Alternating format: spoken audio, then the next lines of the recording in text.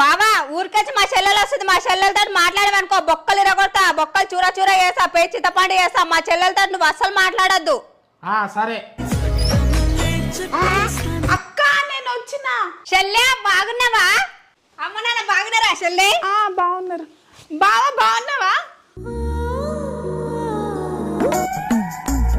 నడు చెల్లె.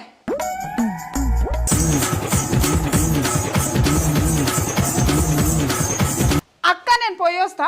బావా నేను పోయి వస్తా. బావా ఇక్కడదా? అమ్మా అమ్మా అబ్బా అమ్మా అబ్బా ఎందుకు ఇంతగానం కొట్టినవే? మీ చెల్లెతో మాట్లాడలేను కదా నేను. మాట్లాడకుండానే ఇంతగానం కొట్టినా, మాట్లాడితే ఇంకెట్లా కొడతానో ఊహించుకో.